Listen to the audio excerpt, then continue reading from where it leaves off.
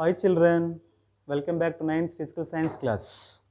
So in this video, we are going to see the third lesson, Laws of Motion, which is based on our FA1 syllabus. So already we learned a few things about the motion in previous classes. So in this class, we are going to see the what is the natural state of the body. What is natural state of the body?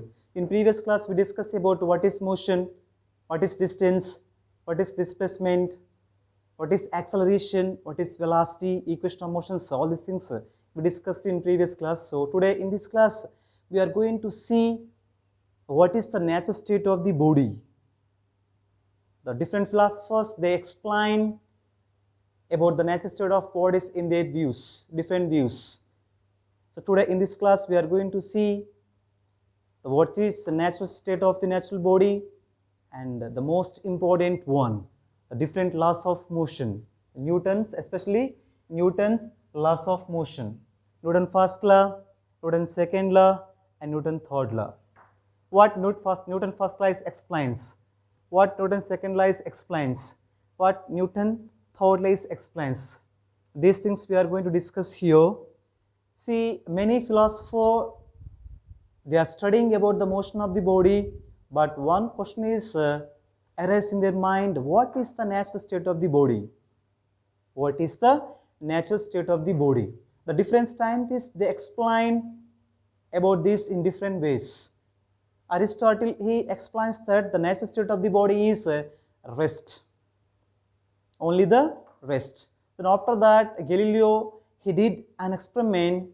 By that, he concluded that the natural state of the body is rest, uniform motion, and uniform circular motions are the natural state of the body. But finally, Newton concluded that rest and uniform motion only the natural state of the body. So what Galileo he did in his experiment, we will see now. So he arranged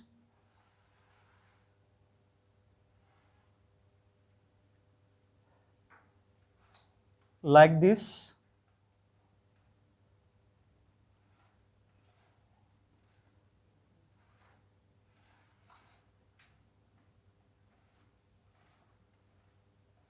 And he did take a marble, this first one, second one, and third one. So in first one, he dropped a marble here.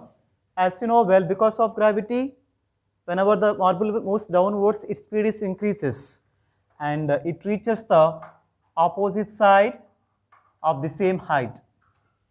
In second case, again he dropped a marble. Because of gravity, its speed is increases during downward direction, and again after some time it reaches the opposite side the same height. But remember, when compared to the first case, in second case, the distance traveled by the marble is more. The distance traveled by the marble is more. While coming to the third stage, here the ball is here again. What he did here, he reduced the slope again. Here the surface is like a plane. So the marble is continues to move along in the same direction with uniform motion. But we know very well, after some time, the marble comes to rest because of friction. Galileo thought that there is no existence of friction in universe. But can we imagine our life without friction? Definitely not. If you are able to walk on the road, that is because of friction. If you are able to write on the board, because of friction. If you are able to write in paper, so because of friction only. So the total universe is existence with friction. So Galileo thought that there is no friction exists in universe.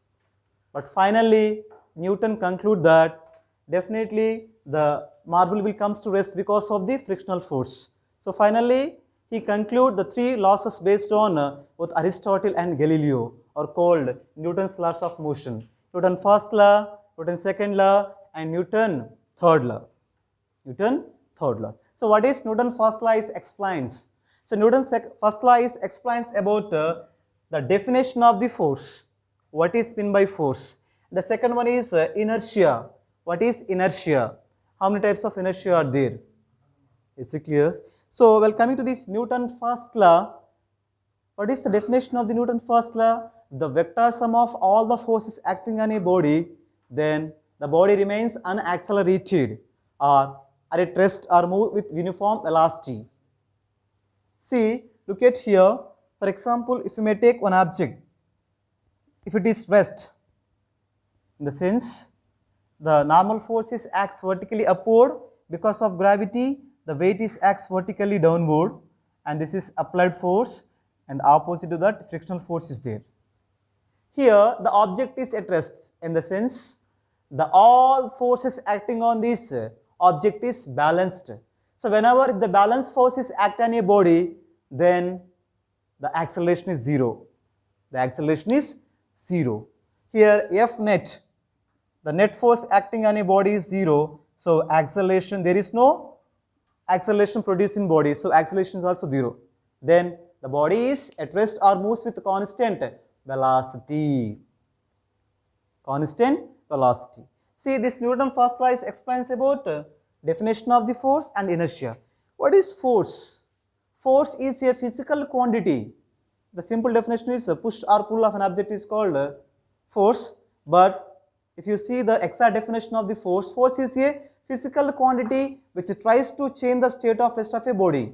See, whenever if a body is at rest, so in order to change the position of the body, rest to motion, we have to apply some force.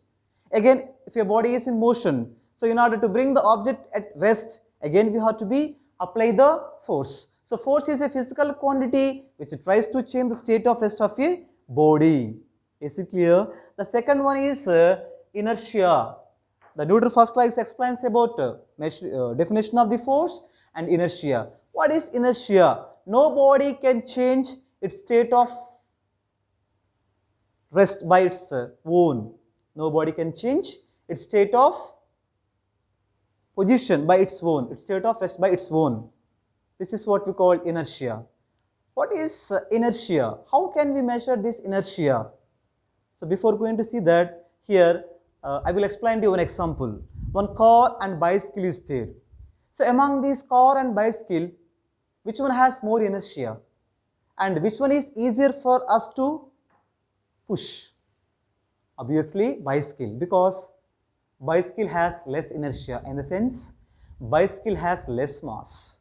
So the measuring of inertia is mass. If mass is more, inertia is also more. If the mass is less, inertia is also less. So the measuring of inertia is mass. The SI unit of mass is kilogram. So we can measure inertia in terms of kilogram. So here we have three types of inertia: inertia of rest, inertia of motion, and inertia of direction. We have three types of inertia: inertia of rest, inertia of motion, inertia of direction. What is inertia of rest? The resistance or the inertia offered by a body to change state of rest is called inertia of rest. For example, I think you all of you know very well, so the fruits will get detached from these trees because of the inertia of rest. So whenever the air is blows, the branches of trees will be in motion, but the fruits is try to remain at rest because of inertia of rest. The next one is whenever if you want to remove the dust from the dust carpet, if you can hang, if you can beat with the stick, then the dust carpet will be moves along with the stick, but the dust particles are tends to remain at rest. So like that we can remove the dust particle from the dust carpet.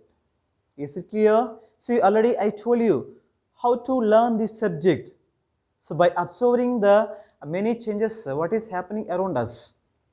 Is it clear? For example, you have to think once why we should get down the bus along the direction of the bus.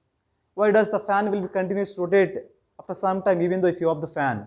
How the birds are flying, how the fishes swims in water, how the rockets are launching in space, launching in space.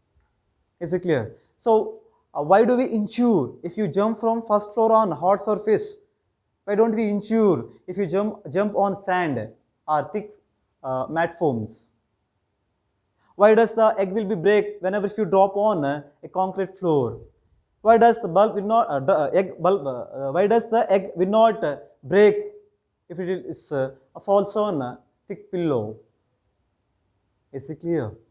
Fine. So these things you have to be absorbed. Then only you can get this. Lesson. You have to be absorbed by observing the changes what is happening around us. So while coming to this second one, inertia of motion. The inertia or the resistance offered by the body to change the motion of the body is called, to change the uniform motion of the body is called inertia of motion. For example, if a driver start bus suddenly, then what happens? We move back. Because whenever if you start suddenly, the foots which are touches to the floor of the bus at rest, but the upper part is in motion. So that we move back. So whenever if the driver will stop bus suddenly, then we move forward, because the same thing only. The foots which are touches to the grounds comes to rest, but the upper part is until that in motion. So we can't stop immediately. So if you want to get down the bus, we should get down the bus along the direction of the bus, because whenever if you get down the bus, the foot which is touches to the ground will comes to rest. But what about the upper part which is in motion? So we can't stop immediately. Is it clear? If you try to stop, then we may fall down. Is it clear? At the same time, we may observe whenever if you conduct the running race to the students, they won't be stopped at the target immediately. After that, they may run some distance. Is it clear? So whenever if you off the fan, it won't be comes to rest immediately. It will be continuous to rotate after some time because of inertia of motion. The next one is inertia of direction. The resistance or the inertia offered by the body to change the direction of the body is called inertia of direction. Especially whenever if you are in a bus, whenever the bus will takes turning, then we may move inward or outward because of changing of direction. So take one stone and tie with a thread. If you can reel it, if you can cut the thread, then what is the direction of the stone here? Tangentially. For example, if you cut the thread here, it moves like this. If you cut here, like this. If you cut here, like this. So how is the direction? Tangentially. Is it clear? So this is about inertia of direction. So we discuss still now about the Newton's first law. Newton's first law explains about definition of the force. At the same time, inertia of rest, inertia of direction, inertia of motion. While coming to the second one, Newton's second law explains about the measuring of force. How can we measuring the force? Or what happens when an unbalanced force acts on a body?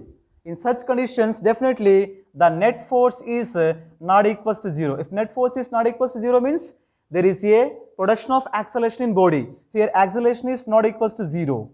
So whenever if you apply an unbalanced force on a body, then the acceleration will be produced in body, the body comes into motion.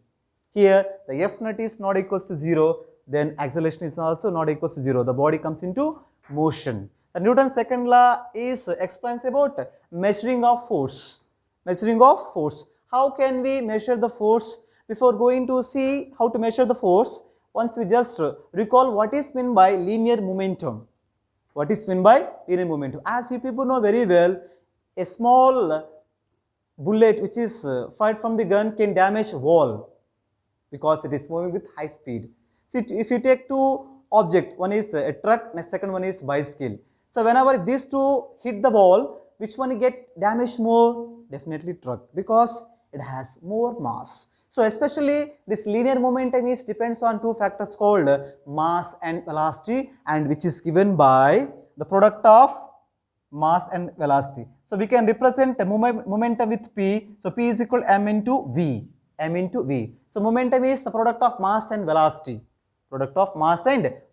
Velocity. So what is unit of this momentum? Kilogram meter second inverse.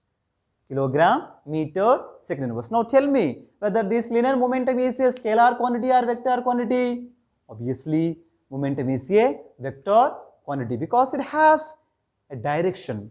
The direction of the body is along the direction of velocity here. So linear momentum is a vector quantity. So now we will see how can we measure the force according to the Newton's second law of motion. What is the statement of Newton's second law of motion here? The rate of change of momentum. The rate of change of momentum is directly proportional to the force applied and acts along the direction of the force. Acts along the direction of the force. For example, if you take one body, the body of mass is m, its initial velocity is u. Its initial velocity is u. After some time or after time interval t, its velocity changes to v.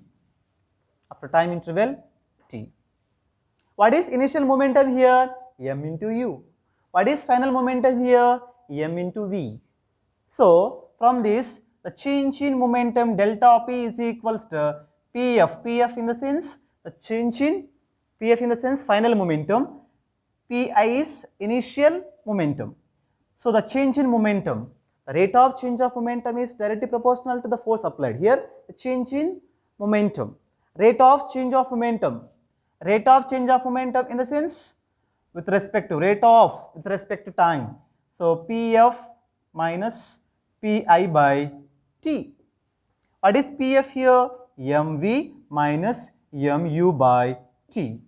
Delta P is equal to Mv minus Mu by T. According to the definition, F is proportional to delta P by T. So, F is proportional to Mv minus Mu by T. Then F is proportional, if you take M as common here, then V minus U by T. As you know very well, V minus U by T is nothing but acceleration. Then F is proportional to ma.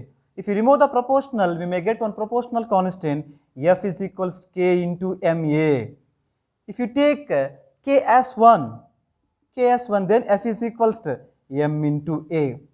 So what is k is equal to 1 here? What is unit of force here? Newton. Newton or kilogram meter second inverse. Newton or kilogram meter second inverse. See, what is k is equal to 1 here? It is the amount of force is required to produce an acceleration of 1 meters per second square in a body of 1 kilogram of mass. Is it clear? That is 1 Newton of force. 1 Newton of force. So here we can observe the force is the product of mass and acceleration.